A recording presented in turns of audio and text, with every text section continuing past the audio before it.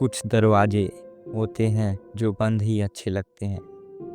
उन्हें खोलने का मतलब सिर्फ राज खोलना नहीं, कभी कभी अपने ज़िंदगी का अंतिम पल भी होता है।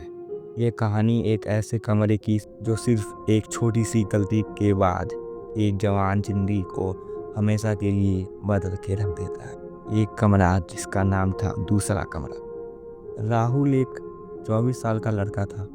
नई जॉब लगी थी, एक छोटी सी सिटी में बजट टाइट था बट अफोर्ड नहीं कर सकता था। उसने एक पुराने बंगलों का एक सस्ता सा रूम रेंट पे ले लिया। मालिक था एक अजीब सा बूढ़ा आदमी, आंखों में कुछ अजीब सी थकान थी। मकान मालिक ने सिर्फ एक बात बोली, रूम पूरा तुम्हारा है बेटा, बस दूसरा कमरा कभी मत खोलना। राहुल ने थोड़ा हंसते हुए बोला, सर हॉरर मूवी वाली लाइन मत बोलिए। बूढ़े ने सिर्फ एक ठंडी मुस्कान दी, एक ऐसी मुस्कान जो भूलने लायक नहीं थी। वह तीसरी रात 3 बजे एक आवाज सुनाई दी, खुल जा। राहुल ने लगा सपना होगा।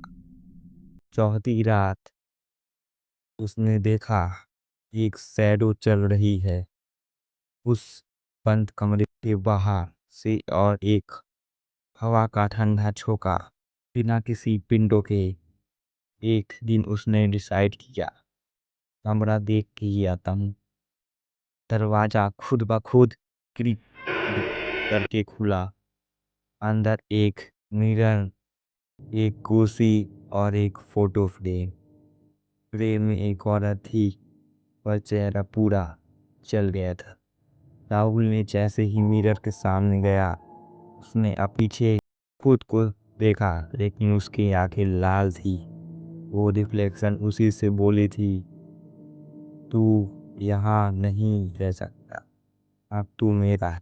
उस दिन के बाद राहुल का बिहेवियर बदलने लगा। ऑफिस में चुप रहने लगा। रात को खुद मिरर में देख कर बोला, मैं वो नहीं हूँ, मैं उससे अलग हूँ।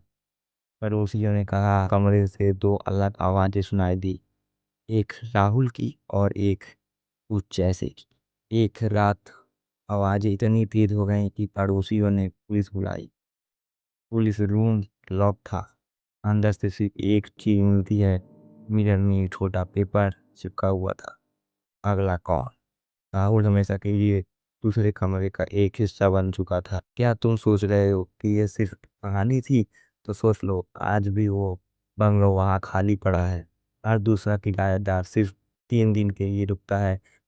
अगर तुम इस कहानी का पार्ट 2 चाहिए और जानना चाहते हो कि वो औरत कौन थी और क्या कोई उस कमरे से वापस आया है या नहीं, तो अभी चैनल को सब्सक्राइब करो और कमेंट करो पार्ट 2 चाहिए। अगली कहानी में दूसरा राज और भी गहरा होगा और डर और भी करीब।